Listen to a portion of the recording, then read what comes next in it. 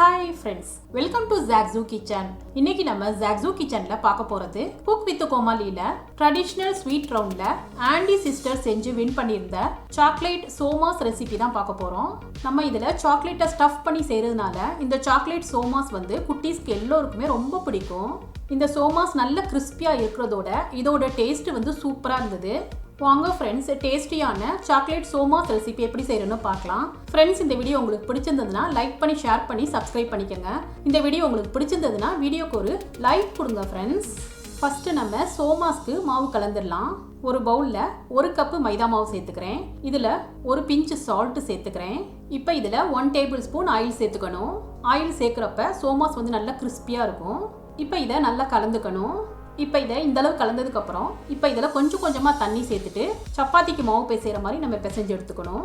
Friends, தண்ணியை வந்து மொத்தமாக சேர்த்துக்கூடாது, கொஞ்சம் கொஞ்சமாக சேர்த்து தான் மாவு கலந்துக்கணும். இப்போ நான் மாவு கலந்துட்டேன். மாவு பார்த்தீங்கன்னா நல்லா கெட்டியாக இந்த மாதிரி கலந்து எடுத்துக்கணும். இப்போ இதை ஒரு வெட் டவலால் கவர் பண்ணிவிட்டு இதை ஒரு 15 மினிட்ஸ் அப்படியே வச்சிடலாம். சாக்லேட் ஸ்டஃபிங் ரெடி பண்ணிடலாம். ஒரு பேனில் 1/4 கப்பு மட்டும் துருவின தேங்காய் சேர்த்துக்கிறேன்.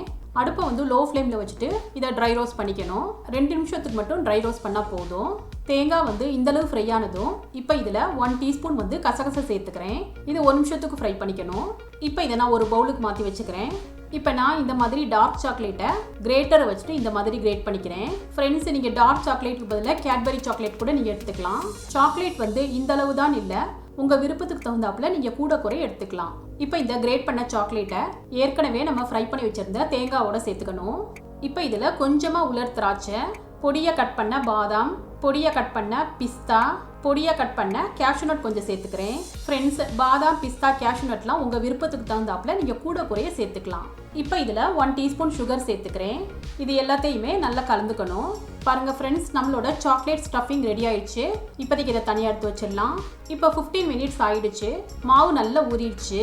இதை மறுபடியும் ஒரு தடவை கலந்துட்டு இதை வந்து சின்ன சின்ன பால்ஸாக இந்த மாதிரி உருட்டிக்கணும். மாவு காயாமல் இருக்கிறதுக்காக இதையுமே நம்ம வெட் டவலால் கவர் பண்ணி தான் வைக்கணும். இப்போ மேட்டில் வந்து மைதா மாவு டஸ்ட் பண்ணிக்கிறேன். ஒரு பால் எடுத்து சென்டரில் வச்சுட்டு பூரிக்கெலாம் தேய்க்கிற மாதிரி மெல்லிஸாக தேய்ச்சிக்கணும். ஃப்ரெண்ட்ஸ், மெல்லிஸாக தேய்ச்சா மட்டும்தான் சோமாஸ் வந்து நல்லா கிறிஸ்பியாக இருக்கும்.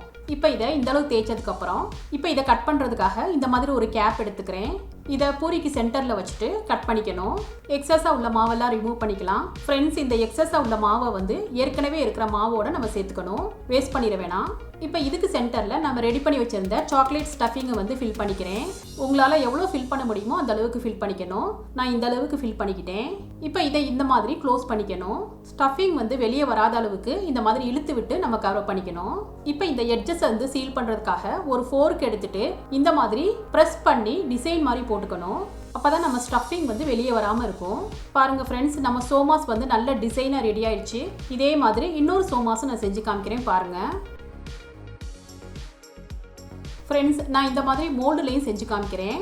இப்போ இந்த மோல்டு மேலே பூரியை வந்து பிளேஸ் பண்ணிக்கிறேன். இதுக்கு நடுவில் ஸ்டஃபிங்கை வந்து ஃபில் பண்ணிக்கணும்.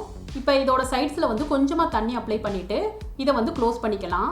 எக்ஸஸாக உள்ள மாவெல்லாம் ரிமூவ் பண்ணிக்கணும். ஃப்ரெண்ட்ஸ், சோமாஸ் வந்து இந்த மாதிரி மோல்டில் செய்கிறது ரொம்ப ஈஸி தான், ட்ரை பண்ணி பாருங்கள். இப்போ இதை ஓப்பன் பண்ணிட்டோம்னா நம்ம மோல்டிங் சோமாஸ் வந்து ஈஸியாக ரெடி ஆயிடுச்சு. இப்போ நான் கொஞ்சமாக சோமாஸ் வந்து ரெடி பண்ணிட்டேன். இப்போ இதை ஃப்ரை பண்ணிடலாம். கடாயில் ஆயில் சேர்த்துருக்கேன். ஆயில் சூடானதும் அடுப்பை வந்து லோ டு மீடியம் ஃப்ளேமில் வச்சுட்டு சோமாஸை சேர்த்துக்கணும். இப்போ இந்த சோமாஸ்க்கு மேலே ஆயிலை வந்து இந்த மாதிரி தெளிச்சு விட்டுக்கணும். அப்போ தான் ஈவனாக குக் ஆகும். இப்போ ஒரு சைடு ஃப்ரை ஆயிடுச்சு. இப்போ இதை திருப்பி விட்டுக்கலாம். சோமாஸை வந்து திருப்பி விட்டு நல்ல கோல்டன் ப்ரௌனாக ஃப்ரை பண்ணிக்கணும்.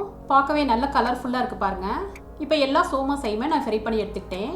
நெக்ஸ்ட்டு சாக்லேட் கோட்டிங்காக டபுள் பாய்லர் மெத்தடில் கொஞ்சமாக சாக்லேட்டை வந்து நான் சேர்த்துக்கிறேன்.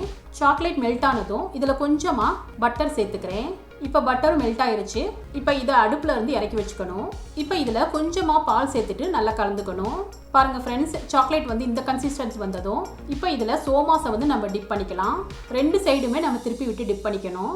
அவ்வளோதான் ஃப்ரெண்ட்ஸ், நம்மளோட சாக்லேட் சோமாஸ் வந்து சூப்பராக ரெடி ஆயிடுச்சு. இதை உங்கள் விருப்பத்துக்கு தகுந்தாப்புல நீங்கள் பிளேட்டிங் பண்ணிக்கலாம்.